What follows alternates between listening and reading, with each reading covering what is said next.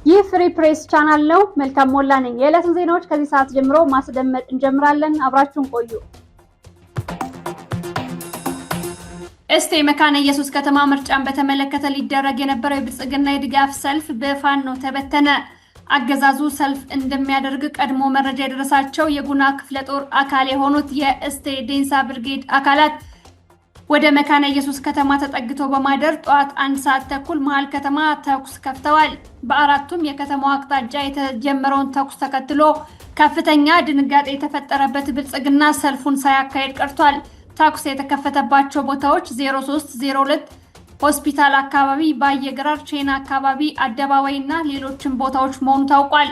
በዚህ ውጊያ ያገዛዙ የጥፋት ሰልፍ እቅድ ሳይሳካ ቀርቷል። የአማራ ፋኖ ብሔራዊ ንቅናቄ ወሎ ቤት አማራ ሚኒሊክ ዕዝ 105ኛ ኮር 33ኛ ክፍለ ጦር ከለገሂዳ ከተማ ተነስቶ ወደ ቢላል አከሬ ገበያ እንቅስቃሴ በማድረግ ላይ በነበረው የአገዛዙ ሰራዊት ጥቃት ፈጸመ። ሚኒሊክ ዕዝ 105ኛ ኮር 33ኛ ክፍለ ጦር መብረቅ ሻለቃና ንስር ሻለቃ ከለገሂዳ እስከ ጃማ በመዘርጋት ባደረጉት ታላቅ ትንቅንቅ ጀብዱ ፈጽመዋል።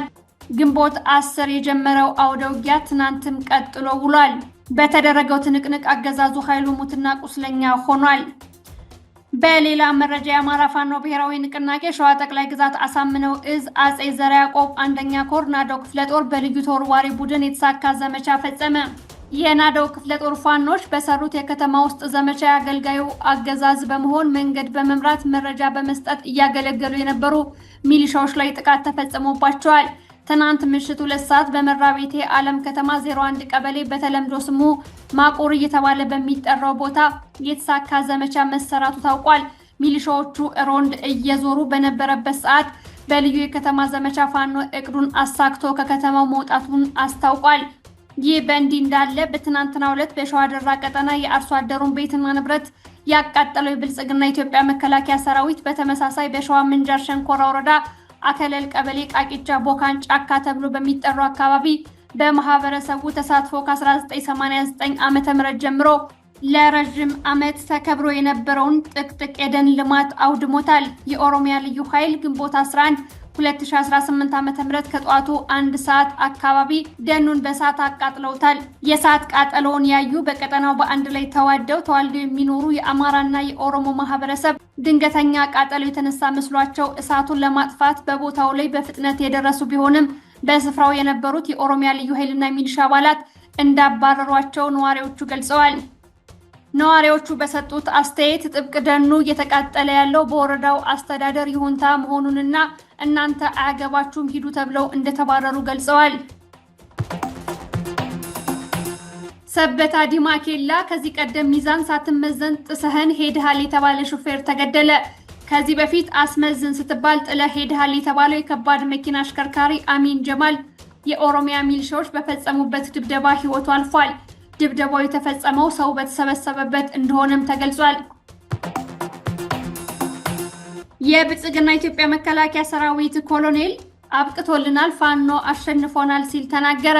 ባለፈው ሳምንት አፋብን ሚኒሊክ ዕዝ 105ኛ ኮር 45ኛና 29ኛ ክፍለ ጦር የወግዲ ከተማን ሙሉ በሙሉ ተቆጣጥረው ከወጡ በኋላ በከተማዋ የሚገኙ የብልጽግና ፓርቲ መዋቅርና ወታደራዊ አመራሩ እጅግ ከፍተኛ በሆነ ጭንቀትና ድንጋጤ ውስጥ ወድቀዋል። ሰሞኑን የብልጽግና ፓርቲ ባዘጋጀው ስብሰባ የተገኙ ካቢኔዎችና የመከላከያ ሰራዊት አባላት ውይይት አድርገዋል። በውይይቱ የመከላከያ አመራሩ ኮሎኔል ዘላለም የገዢው ፓርቲ ውድቀት የመጨረሻው ምዕራፍ ላይ መድረሱን የሚያረጋግጥ ንግግር አድርጓል። ኮሎኔል ዘላለም ፋኖ በሁሉም ረገድ በልጦናል፣ በወረዳው ሰላም ለማስከበር ከአቅማችን በላይ ሆኗል ሲል ተናግሯል። ፋኖ ከኛ በአቅምም በስነ ልቦናም በትጥቅም እንዲሁም በማህበረሰብ ዘንድ ያለው ተቀባይነት ሙሉ ለሙሉ በልጦናል ብሏል። ደጀን ይሆናሉ ብለን ያመንባቸው ሚሊሻ ፖሊስና ካድሬዎች እኛ ስንታፈንና ስንጠቃ መረጃ ከመስጠትና ከማገዝ ይልቅ ዝምታን ይመርጣሉ ሲል ተናግሯል። ህዝቡም ቢሆን በቀጥታ ከፋኖ ጎን ቆሞ ሲተኩስብን ነበር። በዚህ ሁኔታ ቀጣይ ፋኖ ሌላ ዘመቻ ከከፈተ አንድም የመከላከያ ሰራዊት አባል በህይወት አይወጣም። ስለዚህ የመጨረሻው አማራጫችን ወረዳውን ለቀን መውጣት ነው የሚል ገምገማውን ለካድሬዎቹ ተናግሯል። በመከላከያ አመራሩ ንግግር የደነገጡት የወረዳው ብልጽግና ካቢኔዎች በፓርቲው ጥምር ጦር ላይ ያላቸውን እምነት ማክተሙን አሳይተዋል። ከእንግዲህ በመሬት ላይ ባለው ኃይል መከላከል እንደማይችሉ የተረዱት ካቢኔዎቹ ለመከላከያ አመራሩ የድሮን ድጋፍ ይመደብልን የሚል አቤቱታ አቅርበዋል። በደቡብ ምዕራብ ኢትዮጵያ ክልል አቃቢ ሕጎች ከፊል የስራ ማቆም አደረጉ። አቃቢ ሕጎቹ ከባለፈው አርብ ጀምሮ በከፊል ስራ ማቆማቸው የተገለጸ ሲሆን የማቆማቸው ምክንያት የደሞዝና የጥቅማ ጥቅም ማሻሻያ ነው ተብሏል። አቤቱታቸውን ተፈራርመው ለክልሉ መንግስት ያመለከቱ ከ500 በላይ አቃቢ ሕጎች ጥያቄያቸው እስኪመለስ ከመደበኛ ችሎት በስተቀር ከፖሊስና ከማረሚያ ቤቶች ጋር የሚሰሯቸውን ተጨማሪ የፍትህ ስራዎች ላልተወሰነ ጊዜ ማቋረጣቸውን የዜና ተቋማት ገልጸዋል። ለብልጽግና እጅ የሰጡ የኦሮሞ ነጻ አውጪ ግንባር ቤተሰቦች ጥቃት እየተፈጸመባቸው መሆኑ ተገለጸ። የአገዛዙ ጸጥታ ቢሮ ባወጣው መረጃ ለኦሮሞ ብልጽግና እጅ የሰጡ ቤተሰቦች ጫካ ባሉ የኦሮሞ ነጻነት ሰራዊት ታጣቂዎች ጥቃቶችና ጉዳቶች እያደረሱባቸው ነው ሲል ወንጅሏል። የኦሮሚያ ክልል አስተዳደርና ጸጥታ ቢሮ ኃላፊ ኮሚሽነር አራርሳ መርዳሳ ሸኔዎች ለብልጽግና እጅ የሰጡና ወደ ህብረተሰቡ የተመለሱ የቀድሞ ታጣቂዎችን እያደኑ መግደል፣ ቤተሰቦቻቸውን ማገትና መግደል እንዲሁም መኖሪያ ቤታቸውን ማቃጠል መደበኛ ስራቸው አድርገውታል ብሏል። የኦሮሚያና ሲዳማ ክልል ባለስልጣናት ስብሰባ በተቀመጡበት ከተማ ገበያ ላይ የተኩስ እሩምታ ተከፈተ። በኦሮሚያ ክልል ምዕራብ ጉጂ ዞን ሀረንፋማ ወረዳና በሲዳማ ክልል ምስራቃዊ ሲዳማ ዞን ጭሬ ወረዳ አዋሳኝ አካባቢዎች በተፈጠረ ግጭት የሞትና የአካል ጉዳት ደርሷል። ትናንት ግንቦት 11 2018 ዓ.ም ከቀኑ 9 ሰዓት ገደማ የሁለቱ ክልል አጎራባች ባለስልጣናት ስብሰባ እያደረጉ ባሉበት ጉባ ሄማ ገበያ ላይ ከሀረንፋማ ወረዳ በኩል ድንገተኛ ጥቃት ተከፍቷል። ጥቃቱ በኦሮሚያ ክልል ታጣቂዎች የተጀመረ ነው ተብሏል። ጥቃቱን ተከትሎ ከሲዳማ በኩልም ተኩስ መከፈቱን ተከትሎ በሁለቱም ክልል የሰው ሕይወት አልፏል። የተኩስ እሩምታው የተከፈተው የሁለቱ ክልል ባለስልጣናት ለስብሰባ እንደተቀመጡ መሆኑ ተገልጿል። ዜናውን ለማጠናቀር ቲክቫ ኢትዮጵያን በምንጭነት ተጠቅመናል። ኤርትራ ብልጽግና የፖለቲካና የዲፕሎማሲ ዘመቻ ከፍቶብኛል ስትል ከሰሰች። የኢትዮጵያ ብልጽግና ፓርቲ መንግስት በኤርትራ ዘመቻ እያካሄደ መሆኑን የኤርትራ የውጭ ጉዳይ ሚኒስቴር አስታውቋል። በአብይ አህመድ የሚመራው የኢትዮጵያ መንግስት በኤርትራ ተከታታይ የሆነ የፕሮፓጋንዳ ዘመቻ መክፈቱን ትናንት ባወጣው መግለጫ አስታውቋል። ኢትዮጵያ የአሰብ ወደብ ባለቤትነት ጥያቄን ደጋግማ በመናገር የኤርትራን ሉዓላዊነት እየተዳፈረችና የዓለም አቀፍ ሕጎችን እየጣሰች መሆኑን መግለጫው ጠቅሷል። ከባህር በር ባለቤትነት ጥያቄ እስከ የኤርትራን መንግስት ማፍረስ አጀንዳ ሆኖ መቀጠሉንም ገልጿል።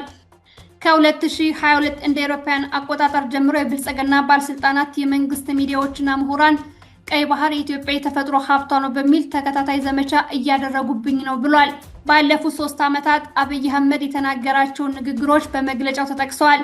በተለይም ከናይል እስከ ቀይ ባህር የሚዘረጋ ታላቋ ኢትዮጵያን እመሰረታለሁ ብሏል የሚል ክስ ይገኝበታል። ይህም የኤርትራ የጅቡቲና ሶማሊያን ሉዓላዊነት የሚጻረር ነው ብሏል። የኤርትራ ውጭ ጉዳይ ሚኒስተር አብይ አህመድ በዲሴምበር ወር የኢትዮጵያ የባህር በር የማግኘት ጉዳይ የህልውና ጉዳይ ነው ማለቱንም አንስቷል።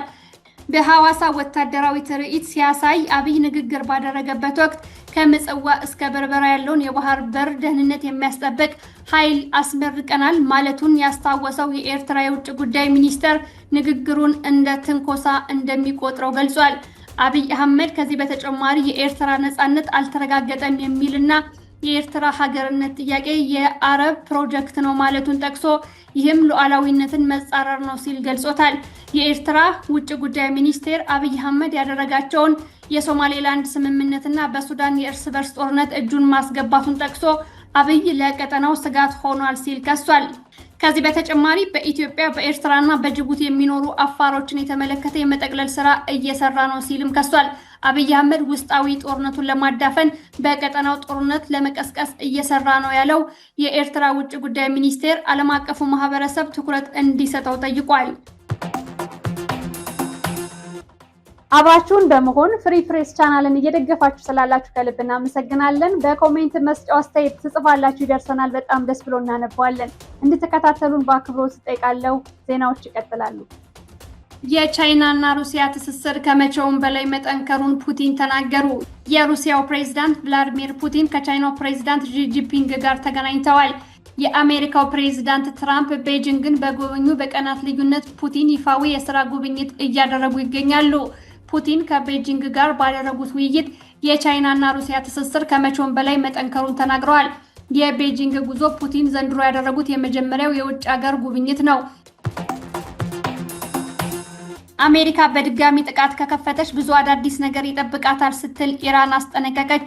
የኢራን የውጭ ጉዳይ ሚኒስቴር አባስ አራግቺ አሜሪካ በድጋሚ ጥቃት መሰንዘር ከጀመረች ብዙ አዳዲስ ነገር ይጠብቃታል ሲሉ ዝተዋል። ትራምፕ ቴህራን ላይ በድጋሚ ጥቃት ለመክፈት መዛታቸውን ተከትሎ ወደ ውጊያ አውድማ ከተመለሱ ብዙ አዳዲስ ነገር እንደሚጠብቃቸው ላረጋግጥ እወዳለሁ ብለዋል አራግቺ። ከፍሪ ፕሬስ ቻናል ለእናንተ ለተመልካቾቻችን መርጠን ያሰናዳናቸው ዜናዎቻችን እነዚህን ይመስላሉ። ስለተመለከታችሁን ከልብ እናመሰግናለን። መልካም ሞላ ነበርኩኝ። መልካሙን ሁሉ እመኛለሁ።